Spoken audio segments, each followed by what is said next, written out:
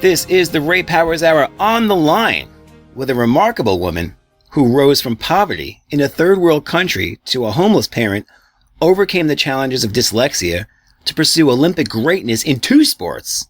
She's an accomplished choreographer, has spent years in show business, and she's here to tell us this remarkable story tonight. Ladies and gentlemen, please give a Ray Powers Hour welcome to Sydney Hall. How you doing tonight? I'm well, and oh my gosh, I would like to meet her. That was an incredible description of, I don't know if that's me, but it's great. Sounds good. That's you. Thank you. It's just like wearing your best dress and your, I guess your best ensemble. I don't know, your favorite pair of shoes. You just put it all together the right way, and it pops. Absolutely. And, they say there was that, I think it was Sprite.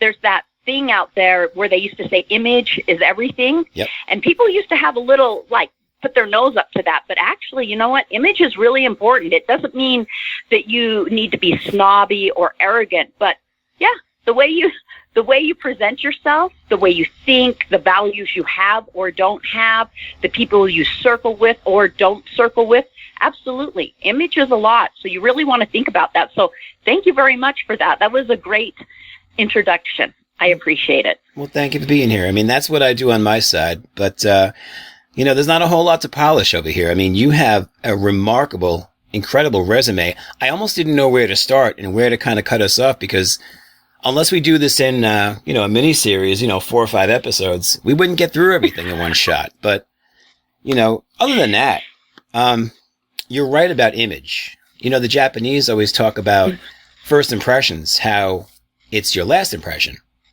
So absolutely, you better come forward with your best foot forward. Yep. And if it's not going to be your best foot, then you better make a statement. Exactly. Yeah. Be memorable one way or another. That's right. Be memorable. Yep. Absolutely. So let me start from the very, very beginning. You were born in the Philippines. Yes. Dirt poor to a homeless parent. She literally lived in a cardboard box? Yes. She lived in a cardboard box. So the story goes that there was some missionaries there with a certain religion, and there was a driver, and the driver was a taxi driver. So he would take these missionaries, around, and one day the taxi driver comes back and says to this missionary, there is a homeless woman living in a box on the side of the road. She's starving to death and she's pregnant, and I cannot afford to feed her. Would you give me money to help feed her? So this missionary starts giving money to help feed my mother. And along the way, this missionary was he was kind of like a leader or, I don't know, an upper echelon, not just a missionary. Anyway, he says to this taxi driver, ask her if she'll put her baby up for adoption. Well, at the time, my birth mother said no. So they waited a couple weeks. They kept feeding her. He says, ask her the question again. So the taxi driver goes and asks the question, and my birth mother happens to say, okay, if the baby goes to the United States. Well, here in Utah, my mom, Linda Hall, happened to be working with the missionary's daughter here, and they happened to have a discussion, and that very night, my mom says, oh, your parents are on a mission. Isn't that fantastic? And she's just making small talk. That would be so neat to adopt a baby. Well, the very next day, this missionary calls her and says, I hear you'll adopt a baby. We have a homeless woman that's going to give birth, and if this child is not adopted, she will be either trafficked, she'll be a prostitute, or she'll die of starvation because she will live in a box. And Ron and Linda Hall agreed to adopt me, and I was named Pearl Joyce out in the Philippines because I was born on Pearl Harbor Day. But then they flew me across the ocean in a basket that hung from the ceiling of the plane, and I showed up to Ron and Linda Hall, and I grew up in an all-American blue-collar family to a guy who was Mr. Concrete and a mother who just wanted to have grandchildren. So I really lived and have lived a golden life because of simple opportunity that I can be and do anything I choose to be and do here. in this country, even with all the hiccups we have. So I'm very, very grateful. See, it's amazing. I mean, you are the embodiment of the American dream. And I was born here, and you see all the people who complain about life here, and you're right. We do have problems. When you're a big country and you're a significant country, you're going to have problems. But, I mean, if they could just take 10 minutes, 15 minutes to visit, you know, the worst areas of Calcutta, the worst areas of Manila, you know, some of these places in Africa where poverty is poverty. I mean, poverty here, you'd still be an aristocrat compared to third world poverty. 100%. Absolutely. I couldn't agree with you more. In fact, my children, I have 2 girls, and one day they were very upset. One of them was upset because her phone wasn't working.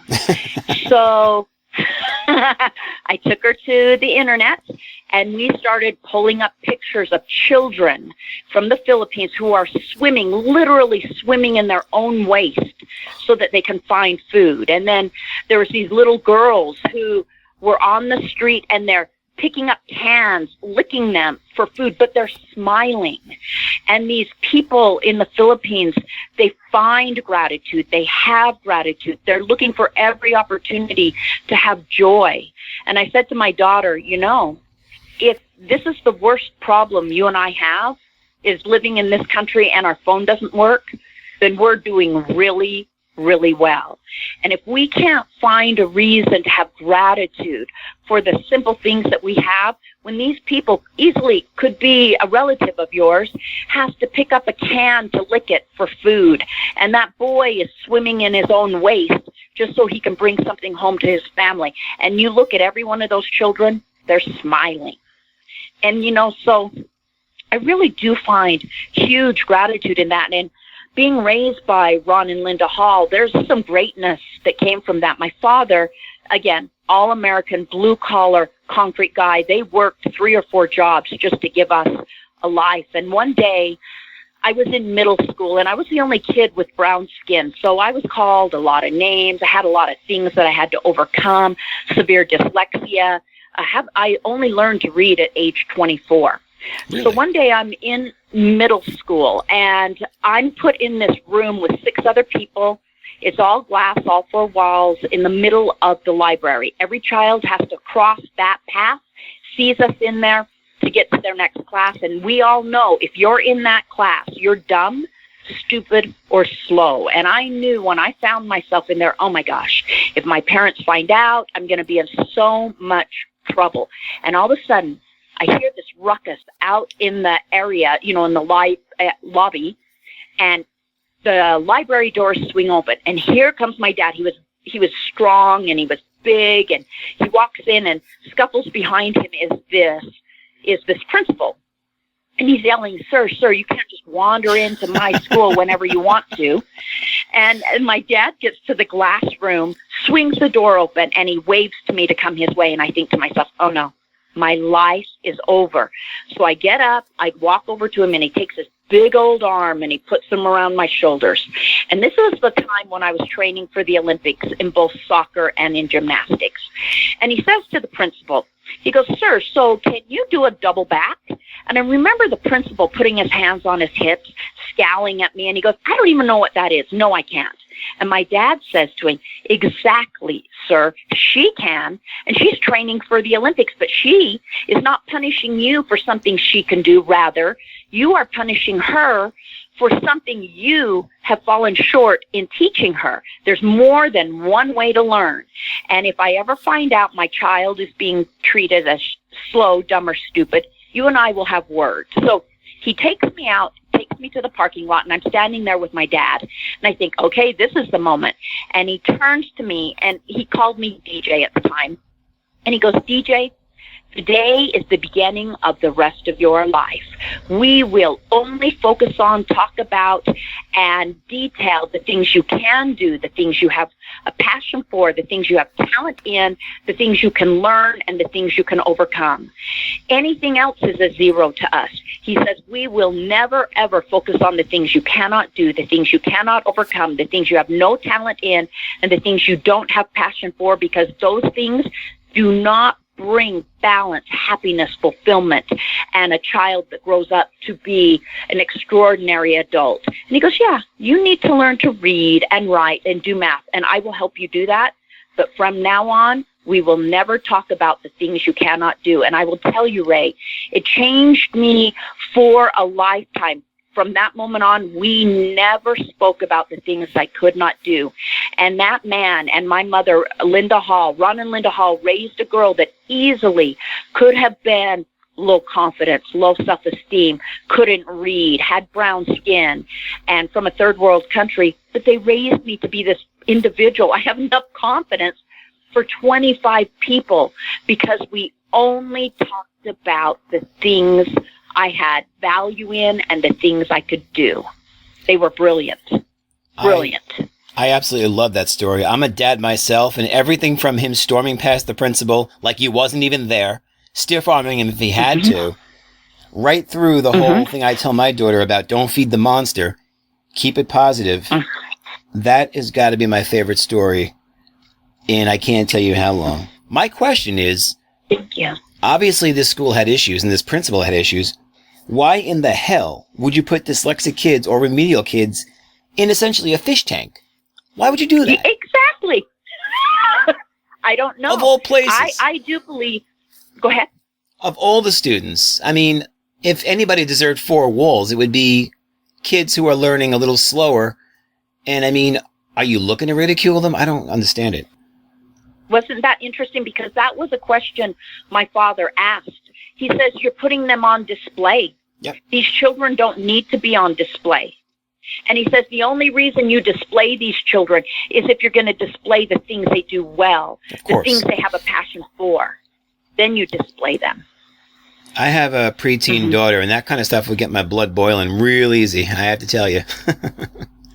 Well, I want to say this also while we're on this subject, Ray, is that, you know, in my eyes, because I had such a great father, I do wish more fathers got the respect and the high five, because yes, I'm a mother, and mothers are highly valuable. I'm not going to ever say that they're not. There's a certain bond I have with my children because I gave birth to them. However, this bond that I have with my father, whom obviously he'd never give birth to me, but also I'm not quote unquote of blood, right? This bond that this man has given me by, and I'm going to tell you a secret because it was brilliant. Every time, 100% of the time, when we would walk into a grocery store, we would go into a restaurant. Do you know what he would say to the cashier? Hey, have you met my daughter? Of course they hadn't. And they would go, no. And he would always give one perk. He goes, man, if you could see her play soccer, you would think she was the greatest soccer player on the earth. And he would give me 1 plus. I would act embarrassed, but ultimately, that fed me, it lifted me up, it built me, because he never missed that step. It didn't matter if I was at the gas station with him. He'd reach around and talk to the person that's filling up the gas tank and say, hey, have you met my daughter? They'd say no. And he'd go, DJ, come here. I'd get out of the car, he'd introduce me, and then he'd say something brilliant about me. And I'd go back and get in the car. Brilliant, brilliant man. So I have to know, where did he get DJ from? Either Pearl Joyce or Sydney? I thought you originally said PJ, and then I realized you said DJ. Where did that come from? DJ. So my name is Sydney Dawn Nicole Hall. I changed my name to Sydney when I was dancing. I was actually dancing for Fame. Do you remember Fame? Oh, sure. Okay, so Jaime Rogers was the choreographer. He was all of 4'2" tall, and he'd put us in a room, and he'd shut all the windows and the doors, and he'd puff on his cigar, and he'd smoke away. And one day he walks up to me, and he said to me, "You are not a Dawn. You are a Sydney. You are the salt of the earth." So he then begins writing his checks to Sydney. Well, most people would go, "Hey, Jaime, my name is Dawn Hall. You need to write checks to Dawn Hall, not me." I'm like, he has something there. I have never, ever felt like a Dawn. I'm really spicy, you know. I have a little kick to me. And I go, I feel like a Sid or a Sydney. So I go find a judge, and I explain to the judge that I can't cash these checks because he's writing them to Sydney. So the judge goes, okay, let's put Sydney on the front of Dawn, because it would have just crushed my mom. So I took on the name Sydney Dawn Nicole Hall. Wow. Yeah. And he called me DJ because when I played soccer, one of the fathers thought my dad's name was Don Hall, not Ron Hall. So he would call me DJ. And my dad thought that was hilarious, so he continued calling me DJ. Wow. Forever. The names that stick. That's how, yeah, DJ for my entire life. So when did you realize you were proficient at soccer? At what age did you take it up? I took it up very young, like 7, 8 years old, and it was just something that naturally came to me. I only have one regret in life, and my regret is when I was training for the Olympics in both gymnastics and soccer, it came to a point where I needed to choose which one I was going to do. Of course. And I chose gymnastics, and there's a hiccup there. If you don't freaking make it to the Olympics by 13 to 16, you're old. Oh, right. Yeah. And there's huge level of injury. I mean, there's so much injury in gymnastics. So much could go wrong, yeah. I had to, yeah. I've straddled that beam way more times than I need to remember. Okay, it's just a horrific, I mean, a sport taught me a lot, that high danger, a lot of injury, and I was naturally a better soccer player. I know for a fact if I would have stuck with soccer, I would have made the Olympic team or gone on to play professionally, because it's just in me, So that's okay. I learned a lot. What position did you play? Learned a lot. Oh, I was a striker. I was that right wing. Oh, wow. I loved putting that freaking ball in the net. In fact, so my dad coached me for most of my soccer years. And when I got to the Olympic level, there was a woman who came on to coach, and she benched me because she said I was always very fast. She said that using my speed was cheating. What? And that shooting from the corner, from the wing, is not how she likes to score. So my job, she said, was to center the ball to the centers. They would score, and that I was not to use my speed. So here comes another dad story. One day, I love your dad already. My dad sees that I'm losing interest in soccer. So he says, DJ, come here. This is after a game. He sits me down on the bench. He goes, we have some options here. He goes, now, if you want a lot of time on the field, you can get a lot of time. You're going to have to just go ahead and center that ball, let the centers score. You're not going to be able to run fast. You're just going to be a filler. And he says, now remember, if you're a filler, as they start scouting, they're going to see you as a filler. Or you have an option. If there's a way, he goes, you put that ball in that net 90% of the time. That ball is in that net. 90% of the time you will outrun that defender. He goes, you can go out there and you can be benched most of the time, but when you're out there, you can put the ball in the net. You can outrun. You can feed it to the center. When you don't have a shot, you can be a team player. And guess what? You'll be known as a scorer. You'll be known as that striker. And yeah, you may not play as often, but when you're out there, it will count. And he goes, now, I'm going to leave it up to you how you want to be known. And he goes, and after this team, you can always go to a different team. So I sat and I thought about it, and I did. I chose to be benched, because if I'm going to frickin' be out on that field, I'm absolutely going to put the ball in the net. I'm absolutely going to show you my speed. I'm absolutely going to be the athlete I'm meant to be, because he said to me, DJ, nobody has to live with your past or your future but you. And if you step back and you become a filler when you're not meant to be a filler, you will fail yourself. And you'll never love the sport. It was some of the best advice he ever gave me. Wow. That's just amazing, considering you were almost left for dead, and now you have this parent who not only has given you all the love and support you could possibly want, but he's ready to snap somebody's neck for you. I mean, that's a dad. Yes. And I wish more fathers understood the value of being a father to a daughter.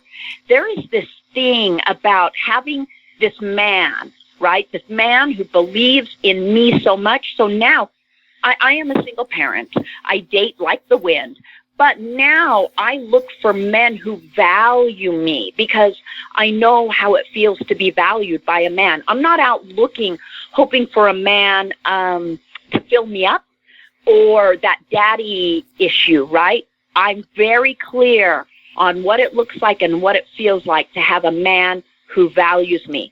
My father gave me the world by simply valuing me. In fact, I have to tell you this story. I'm an interior designer, been designing for 30 some odd years, and it did come through choreography. I actually built a home up, it's crazy, 8,000 square foot home. I'd never built anything, but I built this 8,000 square foot home and I put a rehearsal hall in it so that I can stop touring, okay? Because I knew putting my girls on the road with me was not the best place. So I started flying my artists and their dancers into me.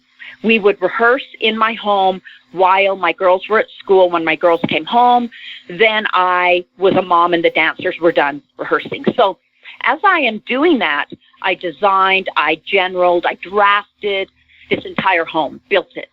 Well, I didn't take into account that the producers would have to fly into town to see the show.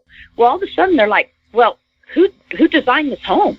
Who built it? Who did this? Who did that? Who did the floor plan? It was me. So all of a sudden, my interior design and floor plan development career took off. And I have designed and done floor plan development all over the world now for these producers. And my career has bloomed. And so now I have decided that I am no longer just going to do interior design, because I was dating two different engineers, and both men who didn't know one another said to me, Sydney, stop moving for a minute. You have got to notice you are a triple threat. You do floor plan development, you do interior design, you can do construction, you understand the pitch of a roof, the weight-bearing wall, and you work with the builder all the time. You need to start making money instead of waiting for the gig, being behind the, like I'm behind the game, right? I'm behind the ball because I'm waiting for the gig and then I go design. And they're like, no. You need to develop, you need to build, and you need to design. And I put on top of that, I am now developing my own Sid Flamel interior line. Why would I go put somebody else's furniture and lamps and, paint in my homes? That would be silliness. True. No, I'm going to make money on the front end and the back end, and I am going to still do my interior design and floor plan development, but I will build and develop as well. And being a minority woman in a male-dominated industry, that's huge. So I brought on a CFO that's African-American, and she's female, and I just teamed up with an immigrant, minority-owned, woman-owned lumber company. And I'll tell you what, I wish my dad, he passed away a couple of years ago. I wish he was here to see this, because he's always said, DJ, don't step back because it threatens people. You step forward. You do all the things that you can do, and the right people will step forward with you. And if people are threatened by it, then they're not meant to be in your camp with you. And so I'm going for this. I'm going to freaking hit a home run. You're a quadruple threat. You can also juggle alpha men. Well, I'll tell you, that's been a bit of a hiccup for me. I've learned, and it's okay. I love men and I love dating, and I'll find the right man. But it's been a little challenging because I don't need a man's money. I don't need, all of that. I want a partner. I want this man who's fulfilled on his own. I want this man who has worked on himself personally. And yeah, he needs to have his financial life in line, but I don't need a man. I want that partner. And it's going to take a minute because it's hard to find a guy that's really worked on himself personally. I can find men with money. That's not a problem. But finding him who's pulled himself together, a little challenging. Absolutely.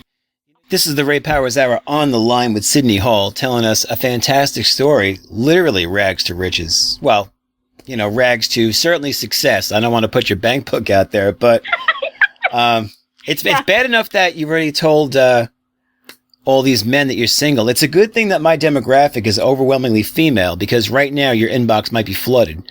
But they might be flooding you too at this point. But I wanted to ask you, It sounds like you moved to Utah at a very young age where I know now it's probably a lot more racially diverse, but it sounds like when you got there, maybe not so much. What was that like growing up in Utah, maybe being the only, as you said, brown-skinned girl in class? So, by the way, I love that your demographic are women. Oh, I love that. I am an advocate for women. I want women to understand that they really, you can go and be and do anything you choose, because before I tell you about brown skin thing, the fact there is a brilliance about being a woman.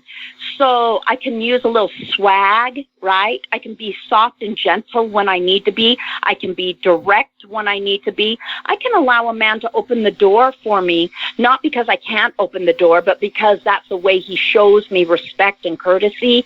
I can make money for myself, or a man can take me to dinner. I just want to say I love that your demographic is women, because there's something quite brilliant about being a woman, being intelligent, the ability to make money, the ability to raise children. And one of the brilliant things is that we can choose to be soft and gentle, and we can choose to allow a man into our life and allow him to be a man and do what a man does, and that we can choose that we don't always have to stand toe-to-toe and take on the heavy, but we still can be successful. It's quite brilliant being a woman. Okay, so going back to being the only literally brown-skinned person in elementary school and, through much of my school years, and there is another dad's story. One day, there's this kid named Sonny.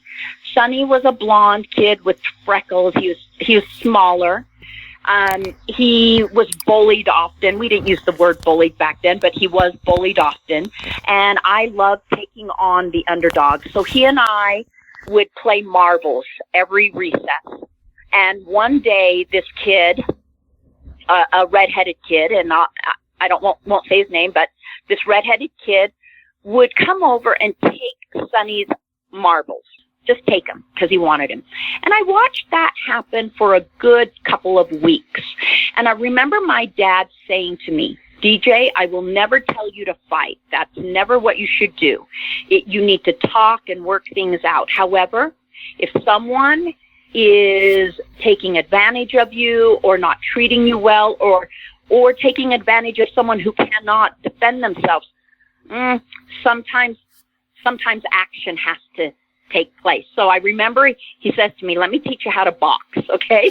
And of course, I put my thumb inside my fingers at first. He's like, nope, great way to dislocate that thumb. So he taught me how to box so I wasn't hitting like a girl. And one day I think to myself, look at this kid. He keeps taking the marbles and from Sonny, calling him names, pushing him around. That's wrong. And I had tried to talk to him. I went to the teachers and tried to talk to them, and no one was doing anything.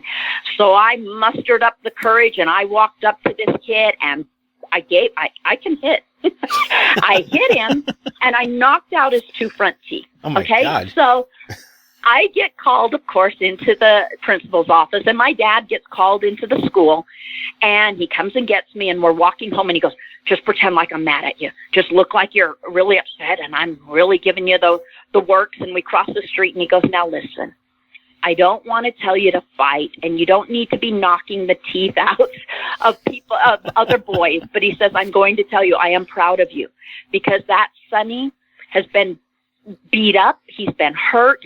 Things have been taken from him, and nobody, including the teachers, nobody's protecting him, and nobody's standing up for him. And he goes, I bet you anything, this kid is never going to bully Sonny ever again. Yep. You did a favor for Sonny. And You guess did. what? Sonny's marbles were never taken from him ever again.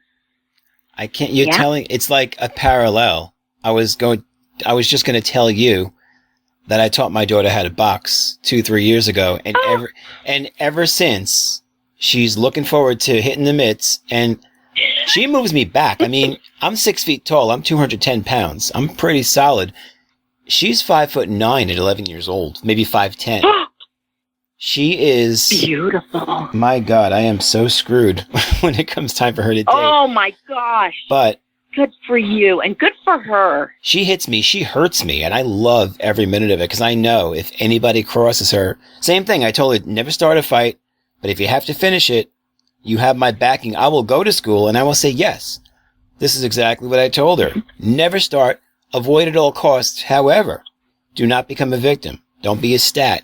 Do not get bullied. I'd much rather you get suspended for a week than get bullied for 4 years.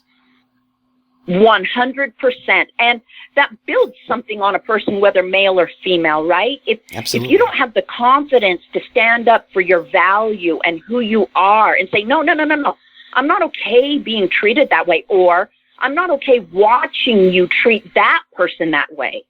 It's very valuable to know, you know what, there comes a moment and I will stand and you can expel me, you can put me, right, in some classroom, whatever you have to do, because what you're teaching your daughter, which is so beautiful, is she has value, those around her have value, and if something's happening to someone around her that they can't help themselves, that she's intelligent enough, she's strong enough, she can do something, whatever that something is, about it. And that she's going to have the confidence to do that. Look how many people just stand idly by, videotaping. Isn't it disgusting? It drives me up the wall. As somebody, whatever their livelihood or their life or whatever is taken from them. Yeah. You see it constantly. That's not good. I'm in New York here, and I see it on the subway all the time. 14 people are videoing. Not one of you could have grabbed somebody, pushed them. Yeah. Anything. Well, I have my theories to which I can attribute that. I'm going to fall short of that because we hit FM stations in syndication. I don't want to lose any of those stations with words I might need to use, colorful adjectives, but needless to say, we've lost a bit of manhood. You were talking about true manhood. You were talking about accountability. We don't have enough of that. I'm trying to teach my daughter this is how to act. And unfortunately, growing up with a boxing background, I couldn't hit anybody. I would have gotten in serious trouble. She being a girl, if she hits a boy, very few boys are going to, go to the principal a lot of times if they get hit by a girl. Oh, well, what were you doing to her? I explained all this to her. I had this talk, and she's, at 11 years old, they're so smart already. I mean, they know more than we do. Right. Yeah. It's incredible. And absolutely. I'm still going back to that first world shame that you taught your girls. And I love that story about, videos of kids looking in cans of cat food going, look at the globs they missed. Oh, my God, it's Christmas. Your cell phone's not working? Yeah. Unbelievable. Mm-hmm. Yeah, I wish more people would take the time, because I'm a firm believer that life is always falling together. It is never falling apart unless you fail to find the good, the lesson, the gift, or the opportunity. If you are willing to find the gift in whatever just came your way, or the opportunity in what just happened, then you will find you are always in the driver's seat. So therefore, if you're in the driver's seat, life is falling together. You are being gifted with opportunity. You're being gifted with experience. You're being gifted with a lesson. Maybe you made an error, so you don't ever make that error ever again. But life is never falling apart. It's always propelling you to the next thing that will help you to either be more educated, will either help you to find more balance, or it will help you to be more aware. Life is such a brilliant gift if you're looking for the good. And I just love that there's a process to life. Absolutely. That's absolute. Oh my God. So true. I want to go back to you. I want to go back to your schooling. Not so much how you discovered that you were a striker before you even played soccer, but overall, you said that you didn't learn to read until you were 24. Was that due to your dyslexia? Was that due to something else? Yeah, due to my dyslexia. And I can remember that day like it was yesterday. So I am driving down I-80 and I'm heading west, and I'm coming upon where the freeway is going to merge into a lot of different freeways. And I look up at those green signs and it hit me. Oh my gosh. If I go south, I go to Las Vegas. If I go north, I go to Pocatello, Idaho.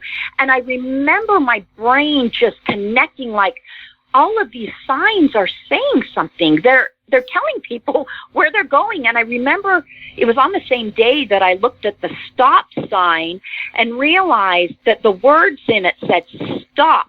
I just always stopped because of the shape and the color, and everybody was stopping at that shape and that color, right? But that day at 24 years old, it hit me. Oh my gosh, people are reading, they're doing things. So I'm out in LA. I was a little younger.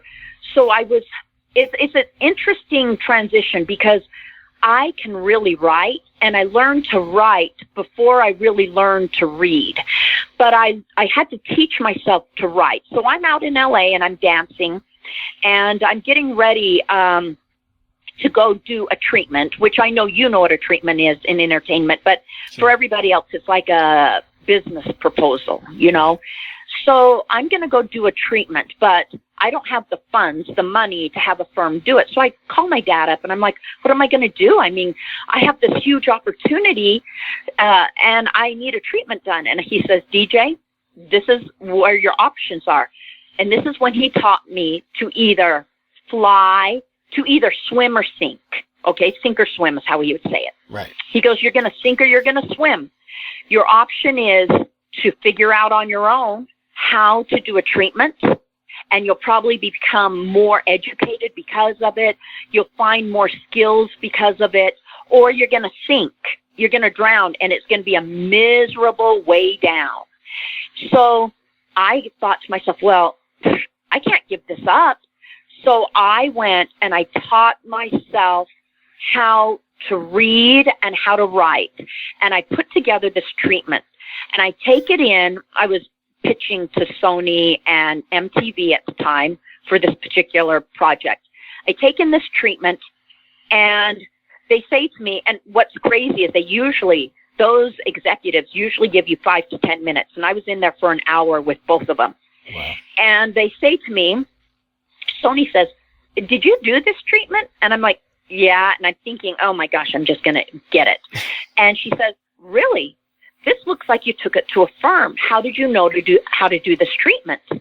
Well, because I went and figured out I'd rather swim and really soar than sink and fail. So I went from there. It took it into MTV. I got the same kind of feedback.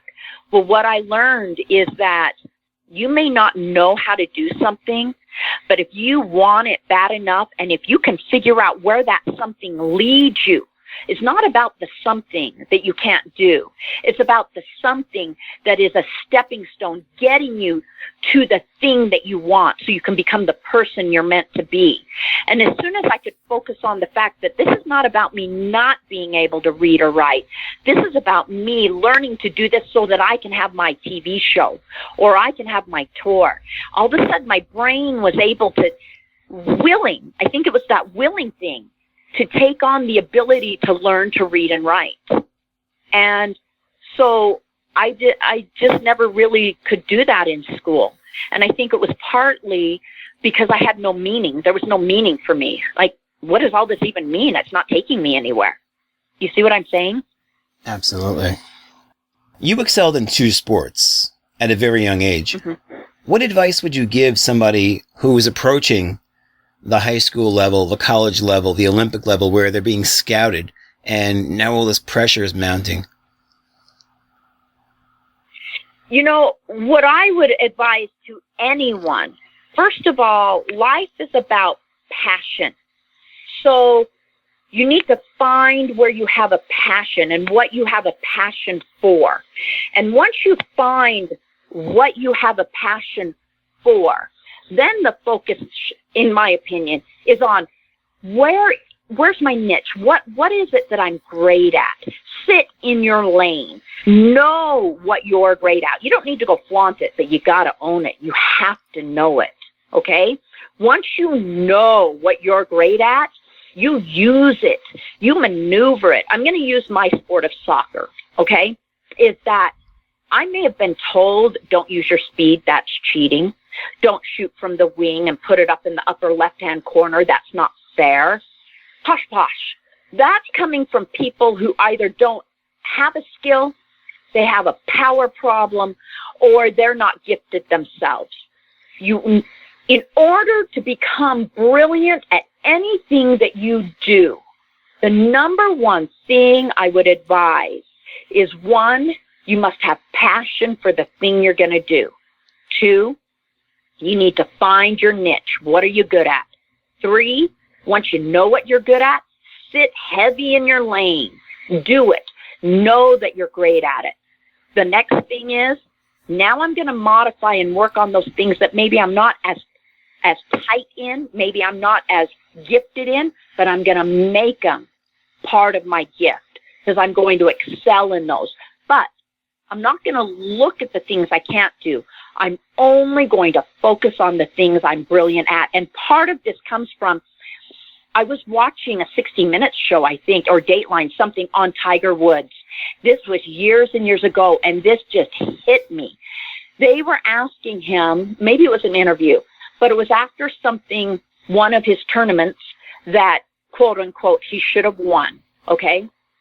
And they asked him, so how do you feel about losing, and is this a downfall for you? And I remember him saying, this is not a downfall, because my intention was to win. That's 90% of it, is your intention. And he goes, I can't win them all. So if I don't win them all, then I'm going to look at everything that I did right. And he starts naming off everything. I mean, he named off 10 things. I did this right. I did this right. I did this right. And then he said to the guy, now I'm going to go back to the course and I'm going to hit some balls and I'm going to focus on what I didn't quite tighten up on. He goes, I'm not going to focus on what I did wrong. I'm going to focus on what I did not quite tighten up on. I'm going to slightly adjust my grip. I'm going to slightly adjust my rhythm. I mean, it was just, I sat and I listened because the man never talked about what he didn't do well. He only talked about what he did right, what he was great at, and what he was going to alter. Brilliant. And that's why he's known as the greatest golfer pretty much to ever live. Yep. And if we all could live life now, we don't need to talk about anything but his golf. If we all can live life similar to how he plays golf, we are going to find for our successes and the things that we may stumble in, the things that we have talent in, the things we want to overcome, the things we want to learn, you're going to find you're going to bloom more often. Because greatness is built based upon what you can do, what you can have, the things you can overcome, the things that you can better yourself in. Greatness is never built based upon what you can't do, what you can't have, what you can't overcome, and the things you have no talent in. Indeed, don't feed the monster. Sydney, I could talk to you all night. Unfortunately, we're out of time. Tell everybody where they can find you. Well, you can find me on Facebook under Sydney Dawn N. Hall, but you can find me, my website is Syd, S-Y-D, F as in Frank, E, M as in Mary, M as in Mary, E, L-L-E, design. So SydFamelDesign.com. You can find me there. I'm on SoundCloud. I'm on Instagram, but it's under Table Talk with Syd because I do a lot of speaking. I do a lot of public speaking and talk shows and things like that as well. So, yeah, that's where you can find me. I'm everywhere. And Google is your everywhere. friend. Oh, yeah. Table Talk with Syd. You'll find me on SoundCloud and Facebook and Instagram. And then you know how to find me if you want to see my design and such. So, Ray, I really, really appreciate it. This has been outstanding. I wish I could interview you. There's questions I want to ask you, and I love hearing about your daughter, and I just really appreciate this time and the effort that you put into this. So thank you. Well, thank you. Hey, next time maybe we can do this here in the Power Cove, or if I'm out that way, you could sit me down, I'll sit in your hot seat, and you can grill me. I would love it. That would be a blast. You got it. It's a date. Sydney Hall, everybody. Go check her out. She gave you the posts. Hey, thank you, Ray. Thank you so much. I appreciate it. Thank you. You have yourself a great night. Okay, you too. The Ray Powers Hour.